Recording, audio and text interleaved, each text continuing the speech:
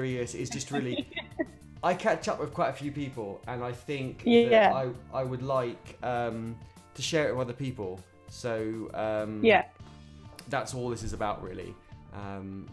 So great. Yeah, just I've hit start on the stream, but I've put a holding page up, so no one sees us yet. Don't worry, or hears us. It's really exciting. So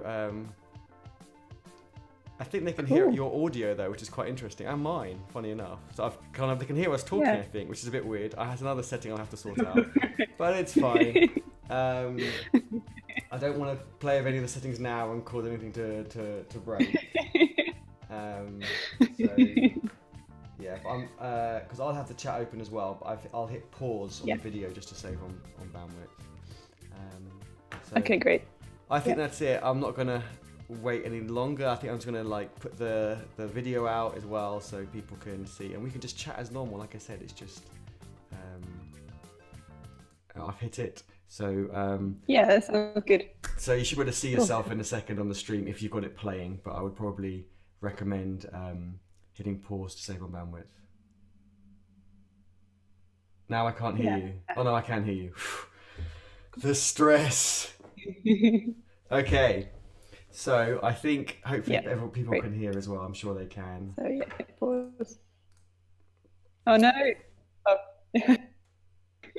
Do hit pause, because I do think there is. I'll hit okay. It's chewing up your bandwidth. I think the video's a bit laggy now. So. Okay. Yeah. I paused it. Yeah, that seems a bit better. Okay. Good. Cool. So so Beverley, we haven't caught up in a long time, and you've been doing lots of exciting things, from Code Bar in Oxford to so many things. But maybe we'll rewind, and if you can give a bit of an overview about yourself, and then we can kind of dig into more of the details and see what other questions people have. And I think it'd be really good. I think the advantage of this is good for us to catch up, because I haven't seen you in a while, but also I think to encourage other people into tech. And I'll be really keen to get your feedback on pairing and stuff like that, because that's really valuable to me at the moment, because I'm doing a lot of pairing of people. So I want to get better at that, and I'm a terrible backseat driver. I'm saying the letters to type, which is the worst thing to do. So, but yeah, we'll get to that. So you go first. Tell us a bit about yourself. I have got your Twitter handle just under your video, so people can follow you on Twitter. Great. I'm Beverley. I'm a front-end developer. I currently live in Oxford and work for a company called Oxford Computer Consultants, which is cool. I do a mixture of working on local authority product software, so things for the social and contract finance systems behind social care. And I currently work on a lot of research projects for Oxford University and Oxford Brookes and that sort of thing, which is quite exciting. I used to be an English-German literature graduate, so it's been quite a switch through lots of internships, which has been good. Been challenging, but good. How I'm quite I guess there's two parts I'm actually quite interested in to ask you about, because we talk a lot in the past about when I see you at events, but we're always focusing on technology chat, or if we're at a hackathon, kind of what we're going to build, or this, or if we're at a conference, kind of which tracks we're going to go see and so on. So I'm quite keen to actually dig a bit more into that. So you didn't study computer science. You did a completely different degree. And so what kind of why did you change into tech, and how was that transition?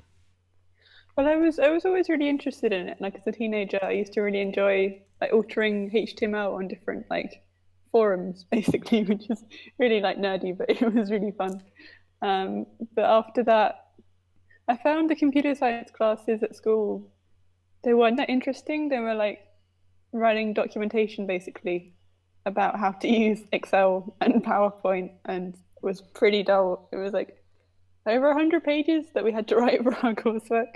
So that was not really what I wanted to do. I think I went to the after school club on how to write programming stuff, but it was Java, and the teacher didn't know Java very well, so I couldn't answer any questions. I was just Google it. And it was a bit boring.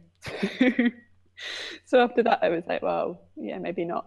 And I was good at English, so I ended up studying that at university. It was good, but I did kind of regret it for most of the degree. Like, I'd wanted to do something more STEM based, but yeah, it was a bit hard to switch. Like when you've gone into English, because you had the like equivalent of A levels for English, then switching into physics is like, well, like a STEM thing is going to be quite hard. So I was like, no, I'd just be really bad at it. So I didn't switch. Just I don't know, but it's worked out. I mean, now I'm a developer, so yay, it's good. Awesome, but I can really relate to what you're saying about not enjoying it at school. I mean, I did Mm, not computer science, like computer studies at school, and I'm a lot older than you, so this is going back quite a bit. And then at university, I actually still didn't enjoy it because, mm, like you said, the teachers weren't that great, or mm, it was very theoretical rather than you could see the results straight away. So it wasn't very mm. practical. And I actually at university, so I'm addicted to coding and open source coding. I think that's no secret. But at university, I actually avoided all of the coding modules as much as I could. I'll try and pick other modules like I don't know semiconductors or thermodynamics, like awful stuff. Looking back, I wish I hadn't, but it's just wasn't very practical back then. So I can really Yeah. relate to that.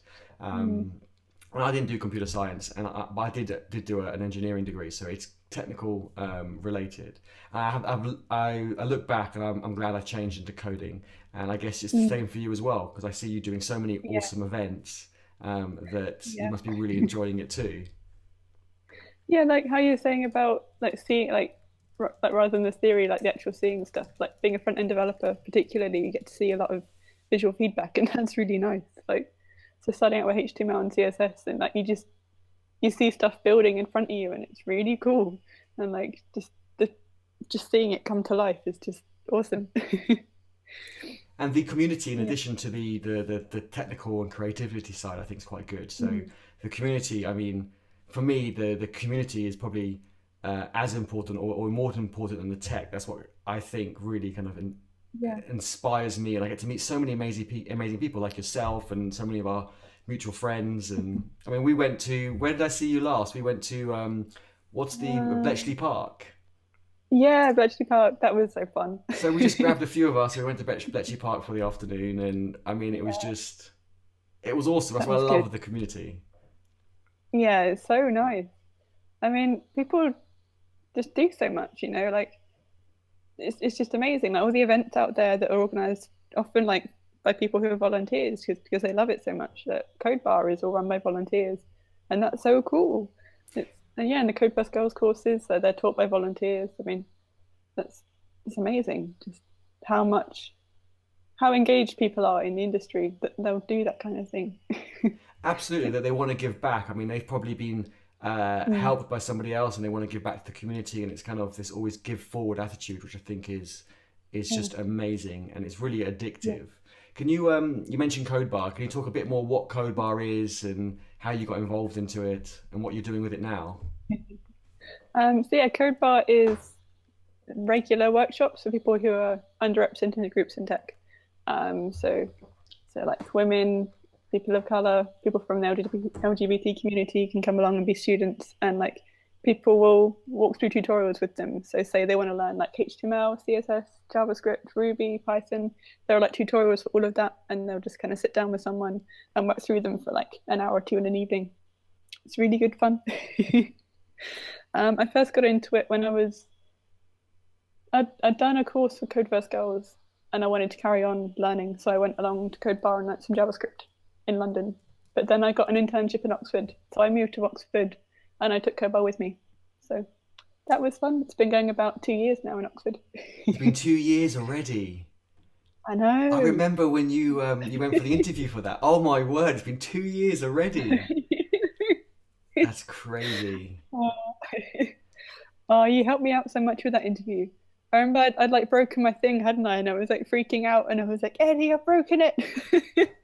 That's fine. You've helped me out so many times, and you invited me to so many awesome events as well. Introduced me to so many amazing people because the great work you did at Code First Girls, really kind of opened my eyes to when I got invited to those events. It opened my eyes to so many things, and I've learned so much from that. I think that's just it's just all give and take, which is again why I love the community. And Yeah. I was going to ask. I had quite a few questions and I completely forgotten. Um, Yeah. so that's I had too many questions I've forgotten. But you mentioned interning, so I'm really keen. So I've recently hired two interns, one technical and one Yeah. non-technical. So I'm really Yeah. keen to just get your feedback from the other side because I know you'll be completely honest with me, and you'll say this works well, this doesn't. So and also just what didn't work well or what would you like to do differently maybe, for example. Yeah. Um, I think one thing that's really important is making sure there's some kind of plan for the internship. Like, as in, is there a project they can work on? So if you're a non-profit, like, and you have this like aim of, for example, Code First Girls is like they had this aim of trying to get women into tech, and so they were like, "Well, do you want to do a project? Like, what do you want your project to be that can help with the same? So like a small personal project to do alongside your daily jobs as in the admin role." And that was really good having this little thing you could take ownership of, but also be supported on. So I think the thing that I worked on at Code First Girls was trying to get more feedback from instructors about their experience and kind of checking in with them a bit more. So that was fun. And so we planned out, okay, how do we do this? Okay, you need to write a questionnaire. We need to like draft it, redraft it. We need to get the feedback. What do we do with the feedback? And just planning out each step of the project that you're going to be on. Um, yeah, and then at my current job, so we have projects come in, um, and yeah, making sure that I get to be in a project, I'm supported on that project. I know what it is that I'm going to be doing, how I'm going to get there, and regular check-ins with someone who's like more senior than me. That kind of thing is, yeah, just having a project that you can learn on, because the project is a good structure point. Like it's a good focus for development and learning on. If that makes sense. No, that does make sense completely. But how, in terms of the support side, I guess it's about a Yeah. balance. You don't want somebody to kind of do everything for you because you want that, I guess, that Yeah. challenge. So how can you find that balance? I mean, should Mm. the person supporting maybe uh, just say, check in with you what once a week, once a day, and then if you need more help, you would kind of send them a message or just say, hey, look, I need a hand with something. Can you find that balance? Because I want to be really helpful, but sometimes if you're over helpful, it can kind of be, kind of back off. I just need to just struggle with some of parts of it myself to learn, and I completely understand. Yeah. Yeah. So I think at Zooniverse, in the first week we had a check-in every day, and that was really useful just from like an admin point of view. Like, have you got set up with the payroll? Have you signed this form? And for the first week, that was really useful. But after the first week, I think we switched to just like catching up at the end of the week, which was useful so that you had a fixed point where on Friday we're going to catch up. So you knew that there was scheduled time for you to sit down and talk to someone, and you could save up questions for that point. That could wait. But in the meantime, if I needed to ask for help, I could just message Cam on Slack and be like, "Hey, I'm really stuck on this thing. I spent a few hours on it. I'm still kind of stuck." And then he would come over when he was free, and that worked quite well. So like having one fixed point, but having an open channel of communication in the meantime. That was nice. It was nice at Zooniverse as well because we all sat and had lunch together every lunchtime. So we'd all just sit together as a team. That's really good. I think it is definitely to know that you've Yeah. got that support there. So if you do, I think it's good to know people on a kind of a professional level, but then at lunchtime you kind of relax a bit and you can just, I guess, Yeah. get to know people sometimes. Um, Yeah. Yeah. so yeah, it just kind of helps build that, I guess, relationship. Like when Cedric, a friend of ours, I speak to him practically for the first year, literally every day. And then I said to Sarah, "Oh, I'm going out with Cedric. Why don't you join us?" And I think Sarah was coming to join us. And she said, Yeah. "Right, tell me about Cedric." And I was like, "Well, he writes in Ruby. He does this. Code First Code." She goes, "No, no, no. Tell me what other things that he likes. Is he, is he married?" And I was like, "I don't know." She goes, "You speak to him every day." And I was like, "Yeah." And so I think it's important to have that balance, and then sometimes maybe, yeah, you're right. Have lunch or grab a bite to eat or drink after work, and just kind of maybe detach a bit. And I've learned that more recently. So that's good. Yeah. And then if I roles just were reversed, Mm. So now you've been coding for how many years? Good few years now. About two, 1.5, two. Yeah. So if you were helping someone, how would I guess how would you go about it maybe, and what would, Mm. having just kind of having gone through that, and how would you um, I guess help them? Where would you start as well? So if they're getting into web dev, Git and Yeah. GitHub's quite important. And then what Yeah. else? Would you do that first, or would you do something else first? I mean, how would you kind of, I guess, walk someone Yeah. through that if they were kind of fresh and they really wanted to get into the coding? Yeah. So we did a personal website workshop last weekend with Code Bar Oxford, and so that was focusing on HTML and CSS. But lots of the people there were complete beginners. So I thought about, do I do Git and GitHub at the very start of the day so that they're doing version control throughout the day, or do I leave it to the end? And I started off planning to do the version control stuff at the start of the day, and then I was like, actually, you know what? HTML and CSS is much more, you see the results quite quick, and it's quite empowering, and it gets you really engaged with it. And in the process, you think about things like file structures, like where are my files, where are my folders going to go? And then that will save me having to explain that at the very start. And so going straight in with, you need to make a repository, like pick the folder, link it up, and all of that. It was going to be quite hard going and possibly put them off a little bit. So in the end, I was like, no, let's do it at the end of the day. But by the end of the day, they kind of figured out, what they were working with, like how to just work with the folders and the files a lot better, and it worked a lot better. It took them like half an hour, and they got things like live on GitHub pages. That was good, and I think that worked quite well. Yeah, I was quite happy with that structure. Yeah, GitHub Pages is really good as well because they can see on the internet that what they've built. They can even share it with friends, and I think Yeah, that's really good. It's not just on their yeah, computer; it is actually kind of yeah, live on the internet. So I think that's really important. Um, yeah. And they were so happy as well. They came up to me at the end and they were like, "Oh, thank you. This is really fun. Like we've got it on the internet now," and that was really nice. That's awesome. I think that's That so was good. I good. love it that you give so much back as well, to the community. I was sad I couldn't make it to your Code Bar event last Saturday. I think it was last Saturday. Yeah, That that's looked what I really do. good. What I was going to say. So, what have you got coming up? So, what's your next 6 months looking like in terms of what you're going to learn, in terms of um, events you're going to, Mm. hackathons, Uh, meetups? So in terms of the next 6 months, so in terms of work, I'm going to be doing a lot more React Redux stuff. So I've been learning that recently. Um, Redux is funny, very hard right now, but it's always like that at the start, which is good. And in terms of outside of work, I'm going to be doing public speaking. So this week, I'm speaking at Front End London. I talk about how to run tech internships, which is exciting and terrifying, but gonna be all right. That's awesome. You'll be amazing at it. You'll be great. You have to send me a link to see if I can make it. Is it a whole day event or is it an evening event? Evening event, so it starts at 7ish, I think. Okay. It's in near Angel, made by many. Okay, and which day? Thursday. I'm gonna see if I can come to that and support you. Okay, send me a link afterwards, and no, that'd be awesome. And I'd love to hear the talk as well. I think it'll be really really useful as well, to hear Well, it's that going to be around. recorded. Oh, No, no, sorry. carry on. Sorry. I'm going to do it at the lead developer at the end of June, and that's going to be recorded. Okay. So yeah, it's a big crowd. Yeah. So how big So is the crowd on Thursday? Do you know?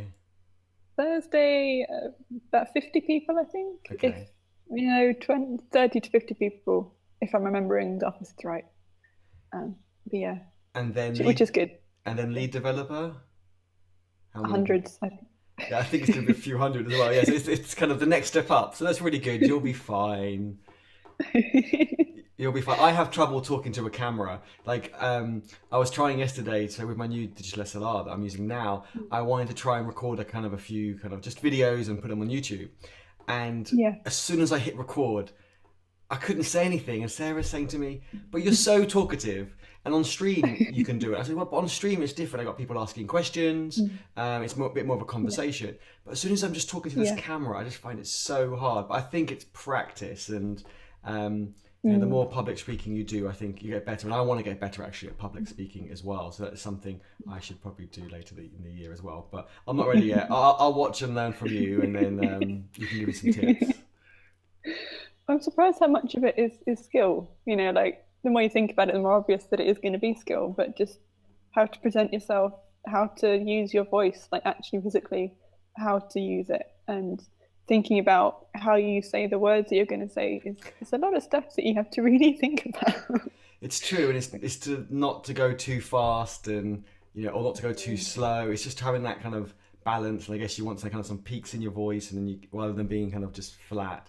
There was a lot to think about. And I think it's probably just practice. So you should probably do one per week, and then in a year, you'll be on TV. That's probably Yeah. for me. I need a lot more practice. You'll be fine. You'll be fine. I really look forward to. Like I said, I'll try and make it on Thursday. And but if I don't, then if lead developer is recorded, then I can catch that in June as well. Yeah. But that sounds awesome. So how did you go about getting those public speaking gigs? So at the start of every year, I sit down for an hour or two and I plan out what do I want to achieve in this year. So I used to have a mentor called Ryan. I still do, but he's moved to Sheffield, so we don't see each other as much. And we used to meet up once a month, and he would talk to me about, okay, like, where are you with your job? What do you want to do more of, basically? So a mentor role. He's so nice. And one of the things that he made me do one month was plan out what do I want to do in the next 5 years. And at the time I was like, whoa, this is like pretty hardcore. But actually, like, thinking about what do I want to be in 5 years' time helps you make decisions in the present. It's like, say if I want to, be a lead developer maybe in 5 years, then what do I need to do now to get there?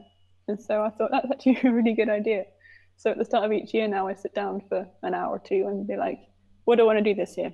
And so this year, one of the things that I wrote was, I want to speak at a conference. And I was like, oh, okay, there's a cool proposal out for lead developer. I have this talk on internships that I want to do. I'll submit it, and I can like take it off my list and be like, well, I tried. But I got accepted. That's awesome. That sounds so good. Such a good idea for every year to set yourself goals. I know people have New Year resolutions and they never stick to it. So it's awesome that you're sticking to it, and you're not just doing it once. You're doing it multiple times. So I think that's great. It's really valuable. I do it at the start of each month as well. So I do one at the start of the year for like big things. Like I want to speak at a conference. I want to don't know what else is on the list, but it's in the book, so it's fine. What at the start about? of the month, I do that as well. Sorry, carry on. No, go on.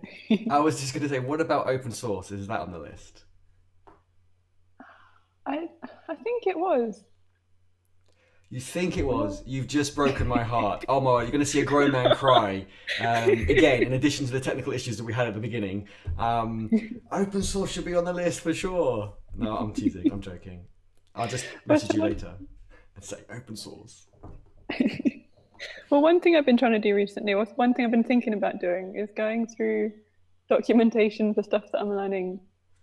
So I remember like Jeremy Keith was talking about it, and like removing the word just and it's easy and simply from documentation, so that when you're reading it and you don't understand it, the documentation's not like saying to you, oh, and this is obviously the right thing to do, or you just do this, and actually where you're like, I don't know how to do that, so it's not just do that. So like I was thinking about making some pull requests on some documentation that remove words like that, but also it's a little bit scary to do. Yeah, I think But again. I was Sorry, carry on. well, like I was trying to learn Redux, and there was this bit on I think the reducers page where it says we now need to refactor this slightly to a different type of ES6 syntax or something like that, and it said easy, then colon, then the code snippet. But to me, it was not easy at all, and I spent like hours looking at that page, being like easy, but what what is that? What is that code? And it made me feel bad. I was like, oh, yeah.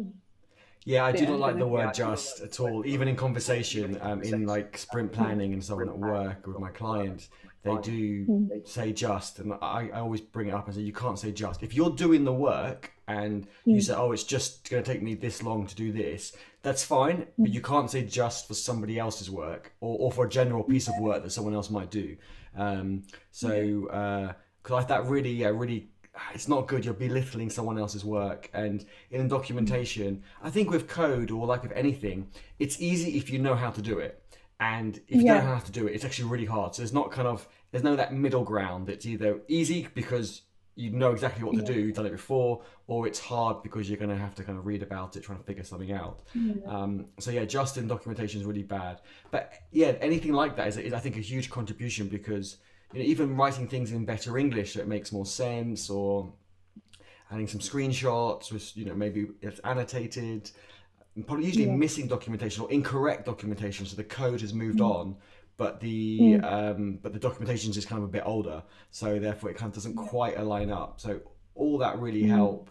Or I was speaking to Jeremy yesterday, and Jeremy was saying that he hasn't contributed to open source in a while, but Mm. he had a defect. He found a bug in a open source library that he was using. It's someone else had already logged, but they made it Yeah. quite a small kind of information about it. So he actually debugged it and spent more time on it and actually wrote kind of a nice kind of piece of, I guess, how not how to fix it, but what the problem is and how to replicate it. And to me, that's Yeah. again, he didn't fix it, but to me, that's still a huge contribution because now someone Yeah. else can fix it. So I think it's not just about code. It's not just about creating a pull request. I think raising an Yeah. issue of an idea or a defect, I think adds value as well. So I think, Yeah. yeah, when I say open source, it's kind of a contribution to the project or the community. I guess I'm Mm.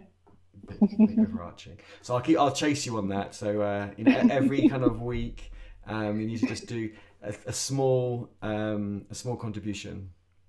Yeah. I wanted to do more accessibility stuff actually. I've got a list of open source things that I was going to work on. Started, then I stopped. I need to get back on that because that was fun. Enjoyed that.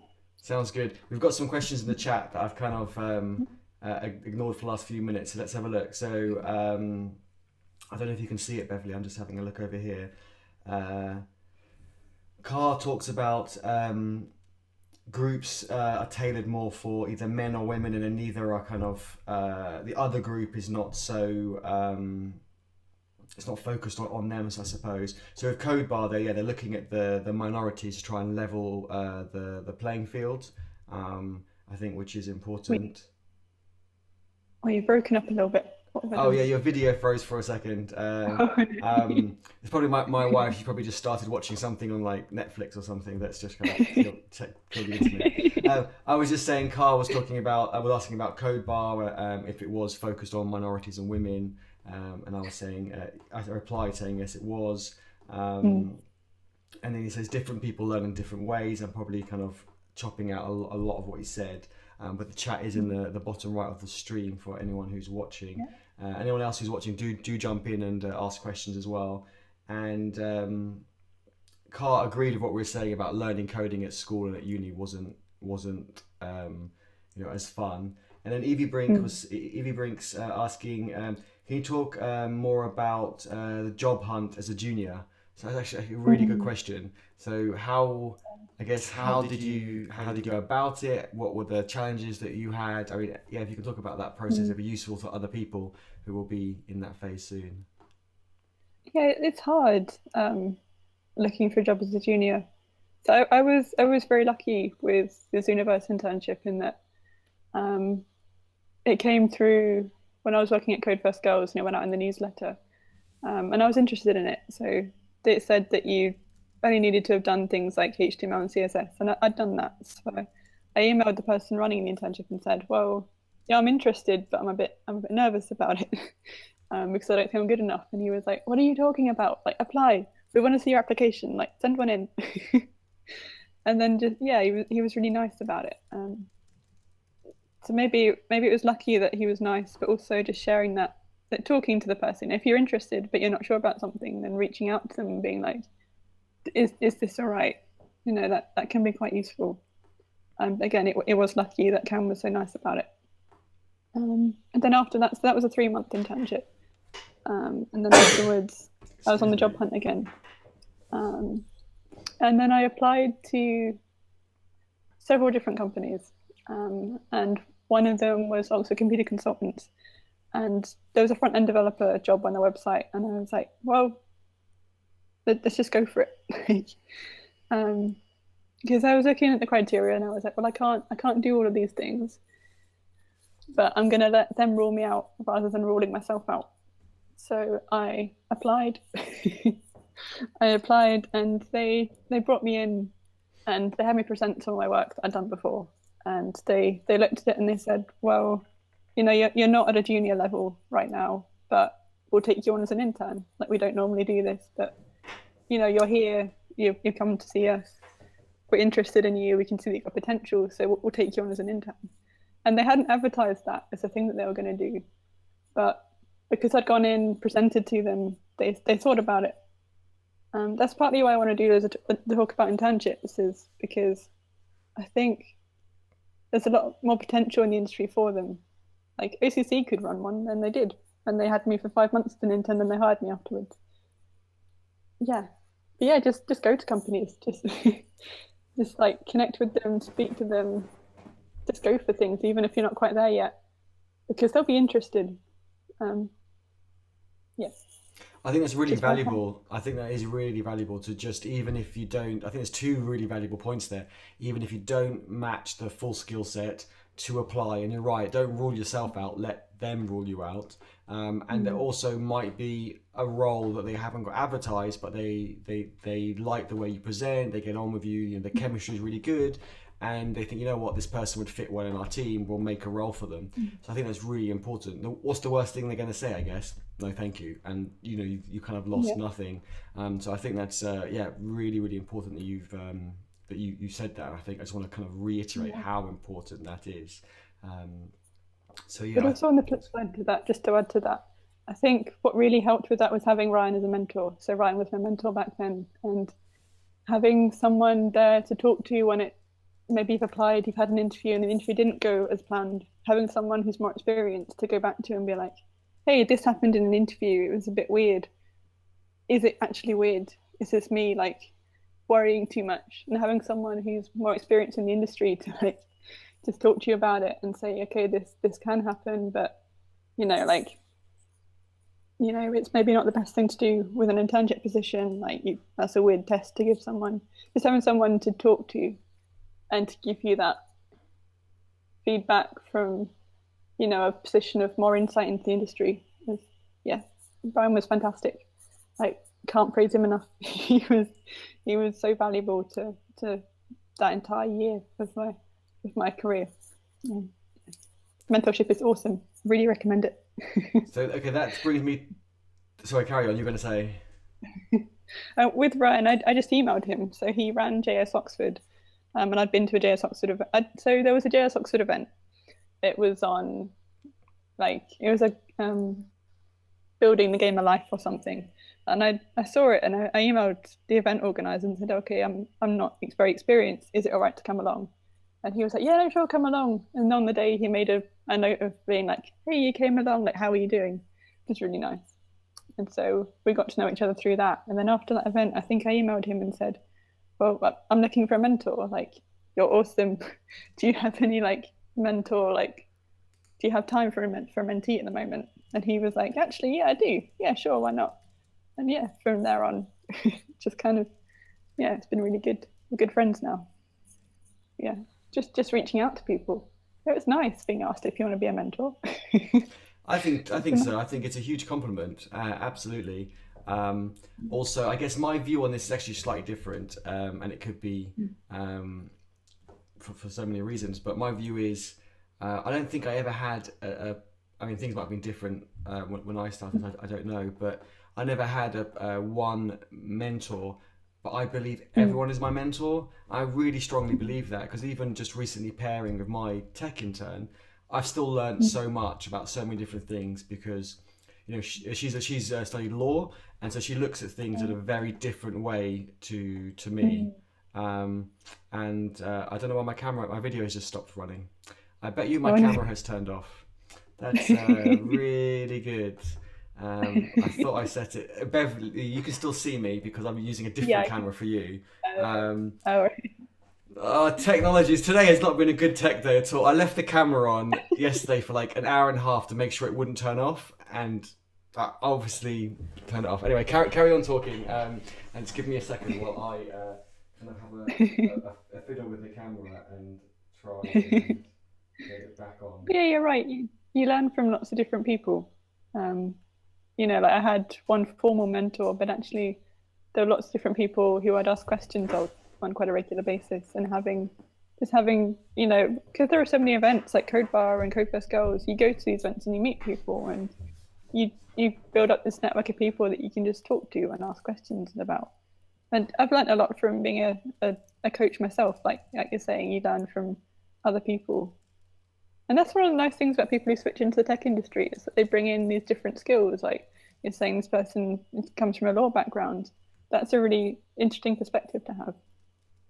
Um, yeah, I mean, if you're trained in a different degree, it doesn't mean you don't have any skills. There are different skills which can bring really insightful things into the industry.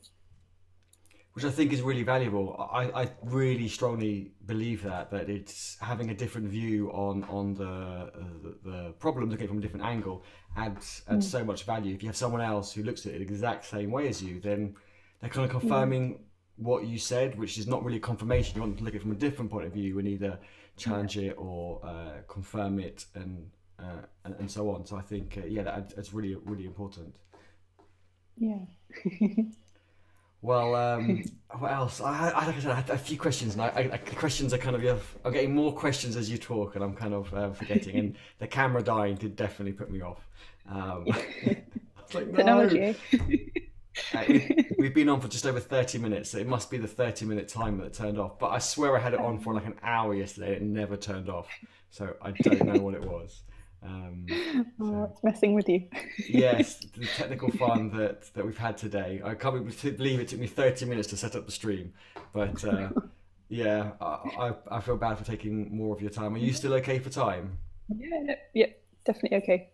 Okay, awesome. No plans today. So. Cool. Thanks, Evie Brink, for confirming that the camera's back on, so that's good.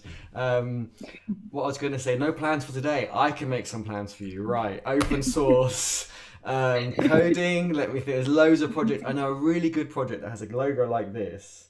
That is, the founder is a really nice guy. Yeah, how is that going? Dashboard Hub's going really well, actually. So we actually taking it. I mean, some of the people watching have probably heard this 100 times already. I talk about it a lot, but I hired two interns. One, the technical one, Tilly. She started last week, and so she's been with me for a week. And Shenge, she starts on the business development and marketing side. She starts actually tomorrow. We're moving, quite quickly now, getting a bit more speed, which is great. And then we've got an event on the 13th of June. So it's the first kind of mainstream event for Dashboard Hub. So it's about, I think, 2 weeks. 2 weeks from tomorrow is the event, and we've got a stand. I've got big posters have arrived and pull up banners and sweets with like the logo on it. So I'm really excited. I feel like a proper grown up now, which is hilarious. And I will take pictures of those and put them on Instagram and all the rest. Yeah, I do. So yeah, it's going good, and I really believe having it fully open source, I think, is a real benefit because I'm trying to, I guess, build a community around it. I'm doing complete flexible and remote working, so people can work the time when it suits them best. They can work any location. So I think Tilly next month is going to be working from, I think, Hong Kong for a month. I'll be in Portugal for a couple of weeks anyway. I was working from Thailand last month. And then Shenge is working mostly from Hungary. She's gone back home over the summer. So we're meeting all in London for the event on the 13th, which should be good. And I've also signed up for Web Summit to take. So last year I attended Web Summit as an attendee. So I've already signed up, paid for, organised everything for November to take Dashboard Hub to Web Summit. Should be exciting. So That is really exciting. ask me again in maybe around Christmas time, and then I either think either say things are going even better or things are going worse. My camera's turned off again. Like Oh seriously, no. while I'm fixing my camera again, I don't. I must be kicking the cable or something. I was going to say, or unless the camera's overheating or something like that. Do you want to look at the chat? I think Car might be asking some questions. If you've got the chat in front of you, on the stream, one of Yeah. them's already kind of bumped off. Yeah. I don't know if you had to see it in Yeah. the browser. Just have a quick read of that. Let me try and sort this out. Or I might just flick to the camera that I'm using with you because Yeah. that might just be easier. But this is a good test for my technical stuff. So apologies, everyone. Although they can actually see me on Slack. Right. They can see my Fosden t-shirt now. Maybe it is too hot. I don't know. With the screen on the back of the camera not being able to see it, it's Mm. it's quite hard. But you know what? I'm going to leave it. I'm not going to get bogged down with technical stuff. Let me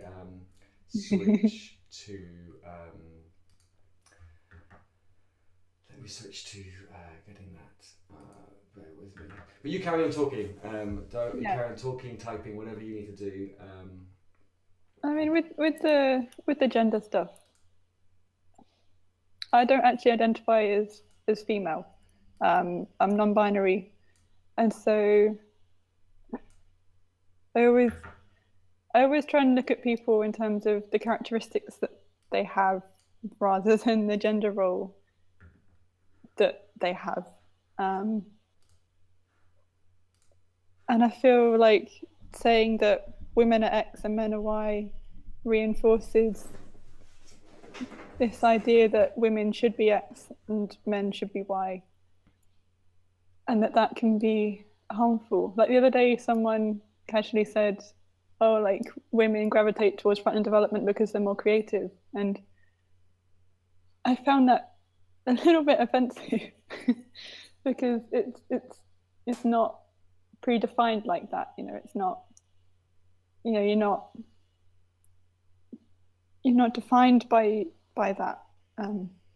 Yeah, it's something that I've been thinking about quite a lot recently. My thoughts are still pretty all over the place about it, but yeah, I don't know if that makes any sense. Yeah, it does. And I mean, Evie Brink mentions to do with confidence. I mean, what I've heard from some talks that I've been to is that if they says, "Oh, we need these 10 items on a job description," and a guy matches Yeah, whatever. I don't know. I can't remember what the statistics was, but say then he matches like six of them, or five yeah, of them, he still apply. But if the woman only matched, eight, she still wouldn't apply. So maybe yeah, it comes back to what you said. Just don't rule yourself out. Let them rule yeah, you out. And it's not all. I think more and more so recently, it's not necessarily mm, about your tech skills. It's about the attitude of the person. yeah, yeah. And I guess like growing up as someone who looks like a woman, women have a lot of stuff to deal with, like all the stuff in the media where women should look like X, they should look like this, they should have this certain body shape, and this constant reinforcement of gender roles kind of is quite hard to deal with. Like it's a lot of pressure, and that can make you feel small. Which is why I don't like focusing on gender roles. It's like just get away from that. It's about the people. It's not True, about. and the code and the compiler, if it's Java or Node, it doesn't care kind of who you are. It just wants to be kind of fed code so it can do its thing and it can be happy. So I think Yeah, it's you know, yeah, and I think everyone has their talents and has their skills, and I think it's irrelevant. mm, I've met so many great coders, and I don't think their gender or their background or their color or whatever has anything to do mm, with mm, them being good coders. It's just they've either got a skill for it or they've worked really hard at it. Because I've also seen different people who. So I don't think I have a huge skill for coding. I have a huge passion for coding. So I put in a lot of hours and a lot of effort to get good. And I've met mm, other people who probably put in a lot less effort, but they are probably as good as me, if not better. But because they've just got a natural skill for it. Um, mm, so I think some people are a bit lucky, and that's got nothing to do with their their gender or their ethnicity. So yeah, it's important not to focus on that, and I think we're trying to get the balance a bit better as well across. We've got to change people's mindsets. That's why I think it's really good that they're trying to make more of an effort to have the more balanced at events and conferences, because it's what we see, right? So if we see a picture of Yeah. that event and it's all one type of person, then we kind of just associate that when that's not really the reality or shouldn't be the reality. Yeah. Yeah. So I'm just trying to read the chat as well. And have you had any, interestingly, have you had any, do you think you've had it harder because you've been a woman in tech? Have you had it easier, or Mm, have you I noticed mean, anything like that? I get.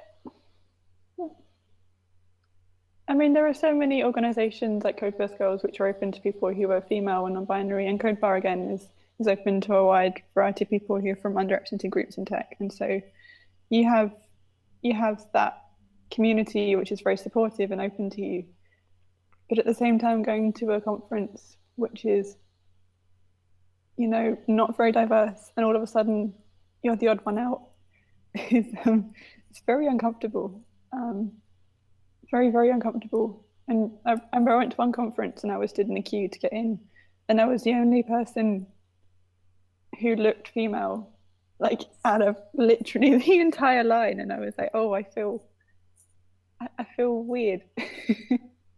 Like I feel very different. And Yeah, you don't want I to mean, being stand out, different, I guess. yeah, like being different is good, but also it can leave you feeling quite vulnerable. Um, and that can be hard to deal with. And so when you see things like that, it's difficult. Um, yeah, But it's good it's that hard. you haven't had anything. It's good that you haven't had anything, specifically kind of single you out. But I appreciate that even on a day-to-day basis, going to an event, if there is only kind of 5% women at the event, then you're gonna naturally stand out, and that can be, yeah, kind of off-putting, put you at unease, um, and Yeah, I mean, for me, something that's been quite hard is that recently with the Me Too campaign that came out, and seeing how many women had been the victim of some kind of sexual abuse, and when that's happened to you and you're still processing what's happened, then being the only female presenting person in a room full of men is scary. Not because all men do that, but because it's happened to you and you're nervous, and it's you're nervous, and so being there is like, oh, this is uncomfortable. Because of the stuff that I'm working through. That's something people don't really talk about very much, but it's something that's been quite hard for me. So going to things like Code First Girls and Code Bar is actually quite energizing for me, and it grounds me quite a lot.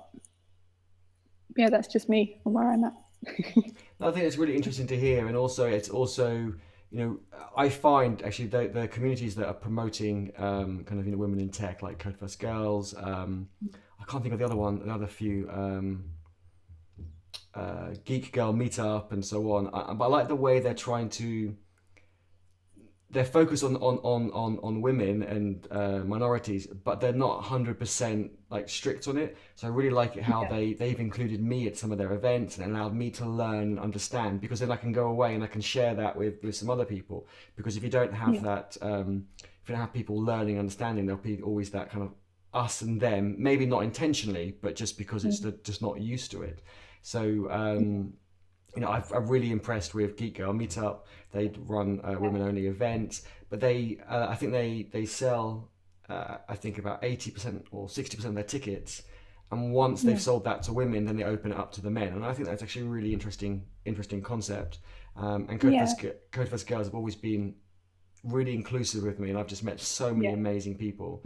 And I remember going to the first event I went to. I was talking to a few people. I remember thinking, these people are, they were just so switched on and so inclusive. I felt, even though I was the odd one out, I think they were out of like the 100 people there. It was roles were reversed. There's only about five or yeah, six guys, but I really felt included, and I thought it was amazing. And then I found out towards the end of the event, the little group we were talking were at the beginning, that I had one lady who coded it for NASA, one who coded for Twitter, one who coded for Google. And I was thinking, oh my word, I'm like, surrounded by such a kind of a powerhouse of skills and knowledge, and just really, yeah, really, and also helped me change the way I speak, I guess, because I used to use guys a lot, and I didn't until I heard people not use guys and they use folks rather than saying, hey, Yeah. girls or women. I don't know what the equivalent is, but Yeah. they would use it more generically. And as I heard that, I thought, you know what?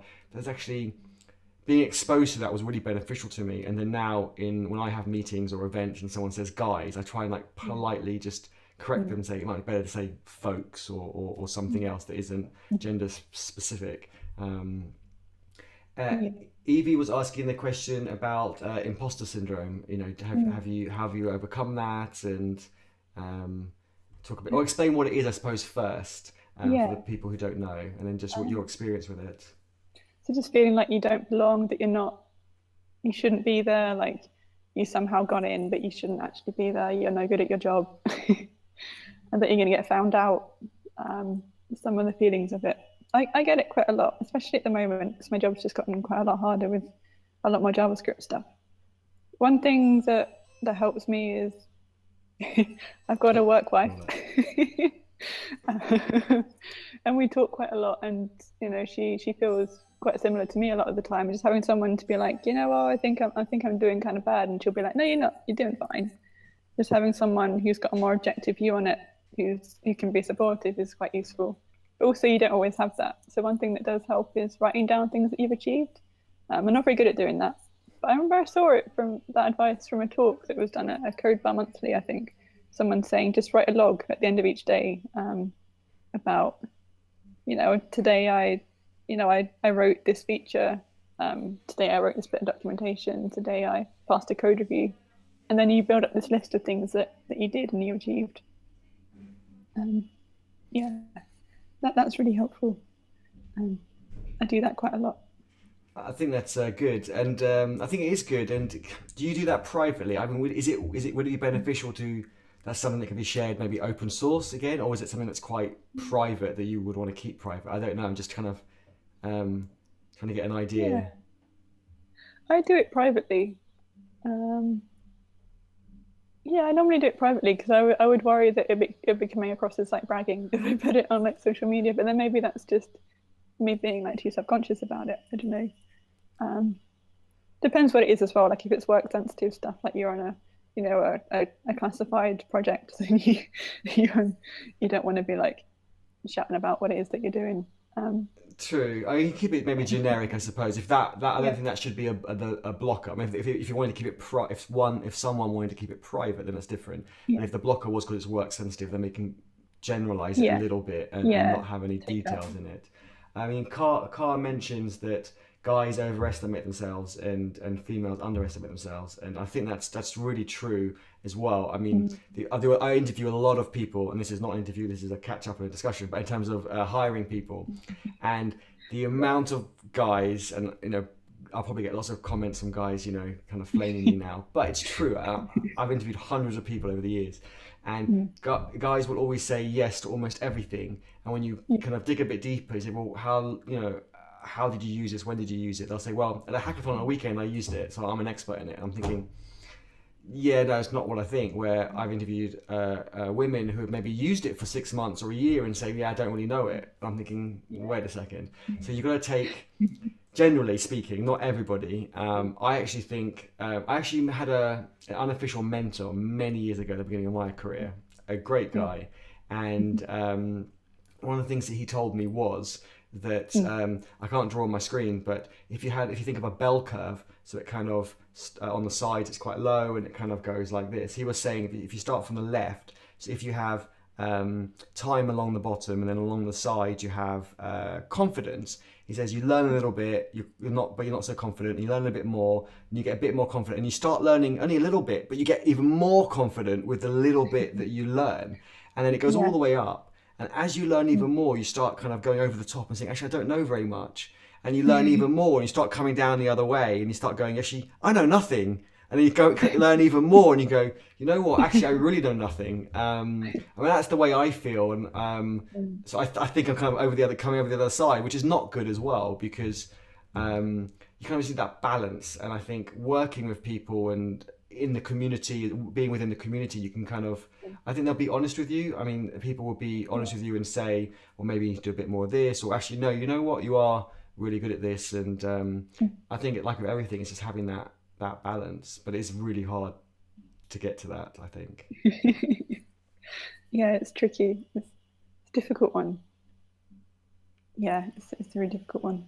It is hard, but we're going to keep trying to kind of get that balance with people and get, I guess, the community and society right. I think the community is getting a lot better. It has moved along since, I mean, I remember going to conferences like 10 years ago, and literally there was no diversity. And now it has got a lot better. It's not perfect, far from it, but it has improved, I think, a lot. People are making a conscious effort, and I think it's getting better. But we still need to do more. I think we definitely need to be more, not just diverse, but also more inclusive, and let people feel welcome and that they belong, no matter what level they're at. And that's why I think people should go to hackathons, because even if you're getting into tech, even if you're not a techie but you're interested in the subject, you could go as so many other roles around coding. So in your teams that you've worked with in the past, what other job titles or other people with other skills have you come across that aren't coders? And there's a reason why I asked this. So have you had like designers or UX or business analyst? Yes, I used to work very closely with the UX designers. So there were 2 designers and 1 UX researcher. Yeah, it was a really cool team, actually. We no longer, so the front end developers used to be in with the UX designers. We've now disbanded a bit, and now I'm classified as just a developer in a developer team, which is also good. Designers are amazing. The work they do is so cool. I think they say the same thing about us though as well, because we make it come to life. So I think again, it's about having complementary skills. When I was talking to Jeremy yesterday, I was saying, as techies, if we get a startup idea, we've got such a huge advantage that we can actually go and build it. Whereas if someone who's a non-techie can have a great idea, but they might not be able to build it, but then we're stuck with that we can build it. But even if you've built the next Google and no one knows about it because you don't know the marketing, you don't know the social side, the business development, then again, it's still no good. So you kind of need those 2 skills, the tech and non-tech, and everything else in between, as you mentioned, kind of designer, UX, business analyst. I mean, so many things to complement each other. I think that's really important. So when I say, because I'm quite bad, I say tech, but by tech I mean everything required in an ideal situation to make the project succeed. So for me, that does include the coder, the designer, the UX, business analyst, the marketing person, because when I say to people they should get into tech and they go, but I don't want to code, it's like, you don't have to code, although I would love more people to code, but you don't have to code. There are so many other roles around that. So I think, and they're so important. Like, how else would you just need all of the different roles to be able to have a successful product. Absolutely. And like project management as well, that's like vital. You don't need that, that's fine. Okay, I'm not including those. I'm only half joking. That's another discussion another time. I think Scrum Master more than Project Manager, because the Scrum Master kind of, I feel, is part of the team more, whereas the Project Manager kind of is in and out and just does that. So but I might get flamed for that as well. I'll chop that bit out of the video in the future as well when I kind of share it on YouTube. No, that's fine. Does anyone else watching have any questions for Beverley? I think I've done too much talking, and Beverley should do more.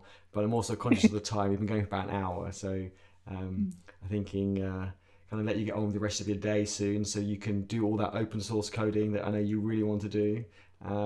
But you actually talking about that, you actually mentioned accessibility. I think that's something that's really forgotten in terms of product, or always done last. I think accessibility, performance, and security testing are always done kind of last. So if anyone got into that space, I think it's going to get really exciting in that space, like more exciting. Like, because 10 years ago when we wanted to do test-driven development, it was like, okay, we'll do the test afterwards, we'll get it out to the clients, and then we'll do the test afterwards. And now TDD and BDD is such an important thing. So I think in the next few years, there's going to be like, I don't know, ADD, like accessibility driven development, or I don't know what the buzzwords will come out of it. But my point is that they'll come to the forefront, I think. And if people become, good at that, I think they'll be really valuable.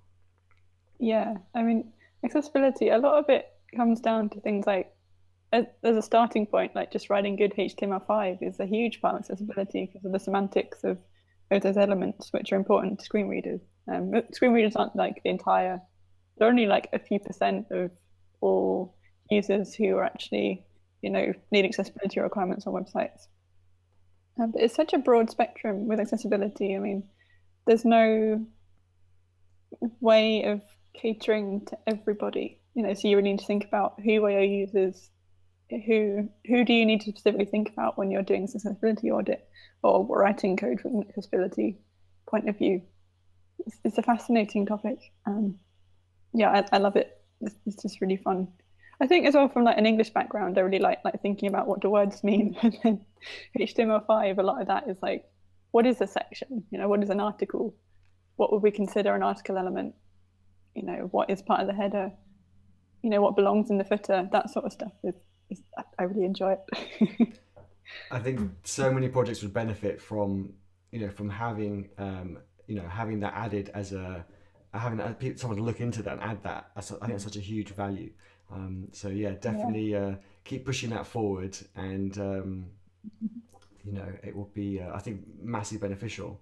I went to an accessibility hackathon, and there's just so many things that I just didn't think about. I just thought of kind of one dimensionally, but there's just so many things to think about, and I was just mind was blown in terms of there's just so much we take for granted, and so many people that we kind of exclude without realizing. Yeah, it's hard. Like things like colorblindness, all the different types of colorblindness, and then like dyslexia. So like all capital letters is hard for people with dyslexia to read. They tried to make a dyslexia-friendly font, but I think that's a controversial font because not everybody with dyslexia likes it. So it's then, stuff like that. Things like capital letters can make people feel like they're being shouted at. But that's quite a big feature of design, it's like capital letters. Yeah. That's just like one tiny little facet of it. Yeah.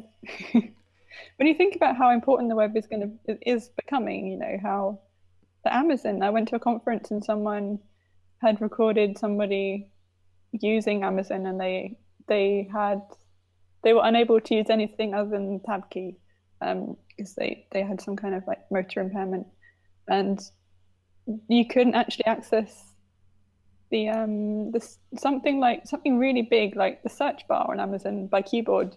So they were trying to type in like I want to search for this book, and they couldn't. Wow. And that was Amazon. Wow. And I mean, they probably fixed it. I bet they fixed it now, but stuff like that is. I'm flabbergasted. Yeah, I mean, yeah, it's eye-opening. I am going to try Amazon's site using the keyboard only straight after this, just to see. I mean, they might have fixed it. You're right, but I'm really curious now to have that, because on someone's backlog of things to do, it might just keep getting pushed down. I see that all the time in terms of dependency updates for security fixes.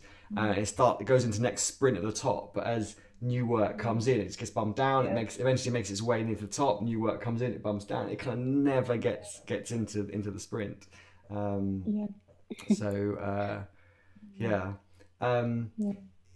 We did talk about this a bit before, but maybe it's worth just recapping a bit. Evie Brink was asking about self-learning and learning at uni. So we did say at the beginning that you didn't study computer science. You did. Can I call it an arts degree? Is that correct? Yeah. Yeah. Okay. Yeah, that's right. So an arts degree is completely different. And I think Evie Brink studied, I think, something different as well. So as in a non-computer science background as well. Do you find that helped you or didn't help you? How did you? Even if you repeat some of it before, I think it'd be good for anyone who joined later on, just to have a brief overview of that. Yeah. So I guess I started out with the Code First Girls course, which covered the basics like HTML, CSS, Bootstrap, and a bit of jQuery, and that was a good starting point. It was an overview of the different things that you can use to build a website, and so that was a nice starting point. And then at the Zooniverse internship, so there wasn't a great deal of structure. So a lot of it was like, well, what do you want to learn? Um, and here are some exercises you can do. Yeah. Um, I think one of the best things anybody's ever said to me was something that Cam said to me, and Cam was my boss at Zooniverse, and it was that just follow what you want to do. Like if today you're feeling like I want to read about SAS or I want to read about I don't know like linters, like if that's what you want to do, then do it because you're passionate about it, and that you're interested in it, and just go with it. Like don't try and force yourself to like read about I don't know like jQuery instead if you want to read it. And that's something that I struggle with a lot in a more commercial environment. So where I work now is a commercial environment, but actually, when I'm like, no, it's fine, you're going to learn from it.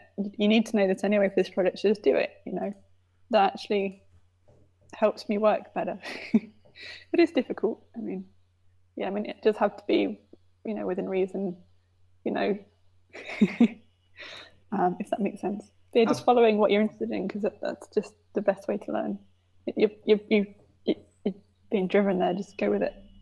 Absolutely. I think if you're feeling kind of productive in a certain area, you should kind of harness that and do that. Santos Santos just hosted us. 30 more people joined the stream, I think, apparently. Oh, wow. So thank you very much for the host. That's awesome. Unfortunately, we're coming towards an end, but I don't want to take too much of your day. But you're absolutely right. Just to kind of, I guess, repeat that you should. I believe in people should work when at the time of the day when it's most efficient for them, but also maybe on the section that they want. So if they've got, I don't know, 10 pieces of work to do this week, or 10 pieces of learning, or whatever it is. If today they're feeling a bit tired and you go, no, I want to pick something a bit easier, but tomorrow I know I'll be more recharged, I'll pick something more complicated, or vice versa. I think it's good to try and work at the right time, or learn at the right time as well. Yeah.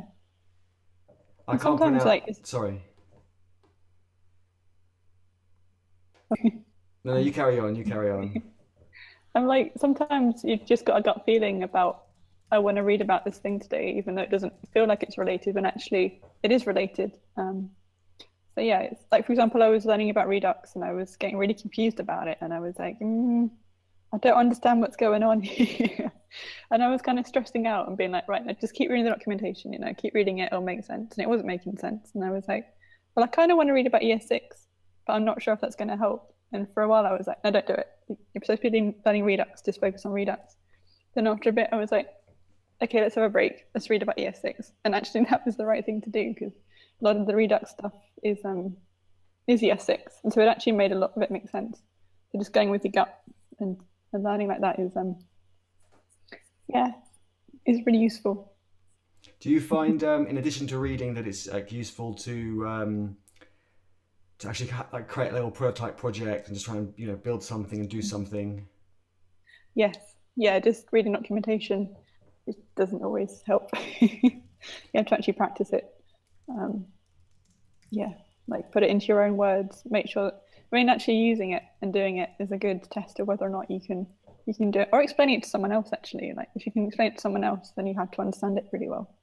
That's a really good point. Actually, I actually need to reiterate that probably twice. So when I kind of read some docs, I never really pick it up, and when I might better get to use it. I'll use it. I'll learn it a bit more, but then I think I kind of get it, but maybe part of it was copied and pasted and so on. And I'll come to use it again. I might have to look at the docs again. I'll get it to work. But you're absolutely right. When you come to explain it to someone, you either realize you don't know it, or it forces you to understand it more. And I always find that I'm more like to remember it when I explain it to somebody. It's just so important. Actually, it's so valuable. It's always, I think that's a really good point. Just go explain it to somebody, even if they're not techie or they're not so interested. Just by forcing yourself to explain it to them, you're kind of thinking about the details. You're not making any assumptions, or that just works, so I won't worry about it, but why does it work and so on.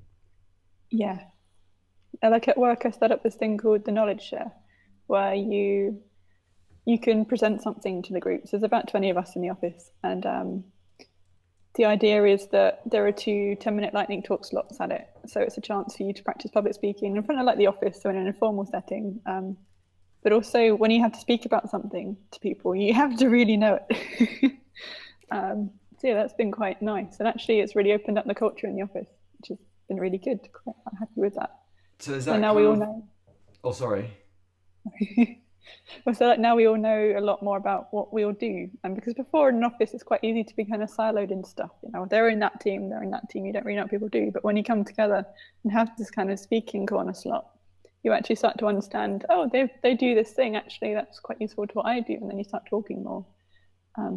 It's been really good, that initiative. And do you do that once a week or at lunchtime or something, or how often do you do that? Once a fortnight, and it's on like a Thursday morning. So the company's invested in it as well, which is really nice. It's a good company. Yeah, I think that's a really good idea to kind of get people to practice their public speaking, get people to share what they've been learning. I think that's really, really important. So I think that's really good. It kind of, like you said, it brings the teams together rather than being team A and team B and so on. So yes, we've got a few comments. I can't pronounce his name. Saint Sin Toshi. I'd say Saint for short. So it's a great talk show. So he says that's why he hosted us. So I really appreciate that. And then we had Orc. I think I pronounced that right. Loved the massive mic that's kind of hovering the couch. Got lots more massive equipment that I'll show another time. I won't distract it now.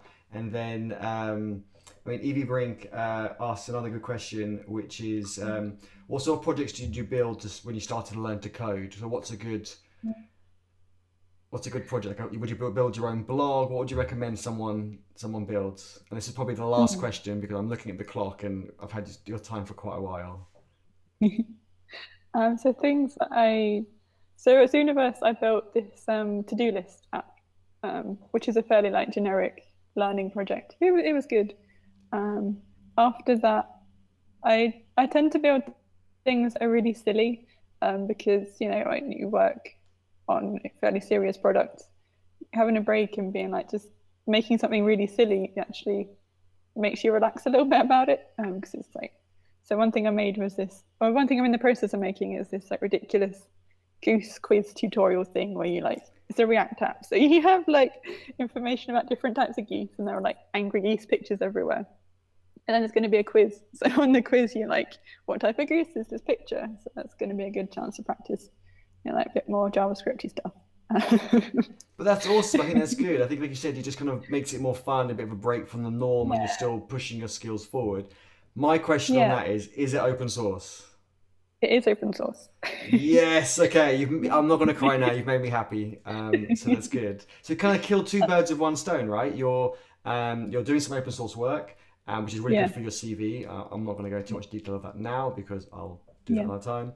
But yeah, really good. And it's good for you to learn the coding because you're kind of building something and so forth. And it's also just silly, it makes me laugh when I look at it because it's just so ridiculous. And that's quite useful. Also, I wanted to learn about APIs a bit more, so I got a Giphy API key and just made this like random GIF generator for like different categories. So I was like, I like corgis. I want to see corgi GIFs, so I just built this like little interface where you can choose what kind of animal you want to see.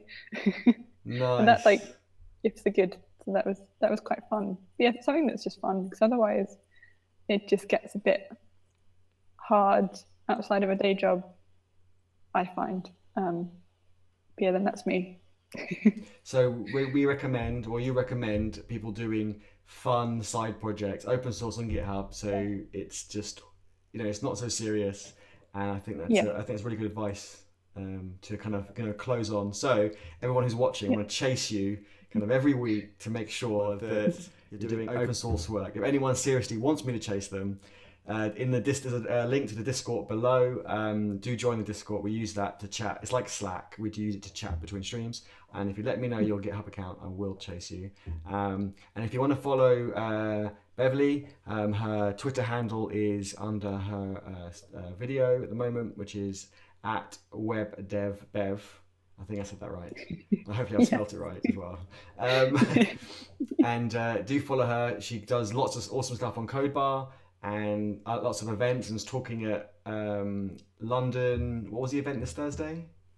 Front End London. Front End London, and then lead developer in June as well. So definitely worth going to see both of those. So we're really excited to see those.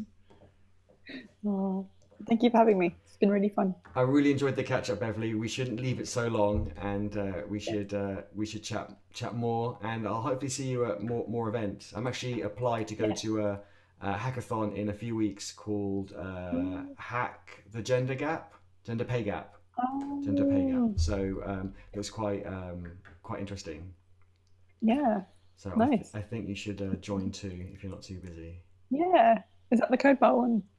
Yes. Oh my God. Yes, it is. It is with CodeBar. You're absolutely right. So you knew about it already. So I hope to see you there, and I hope you can make sure I get a ticket because I think there's quite a high demand for them. So yeah. You'll have to hook me up, and we can go to the hackathon together. Brilliant. Okay, well, let's say bye to the stream. I'm going to keep you on for a few more minutes to say thank you again, but I'll just end the stream, and we'll catch up in a sec.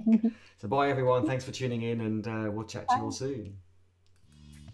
Brilliant. Okay, streaming stopped, I think. Let me hit stop.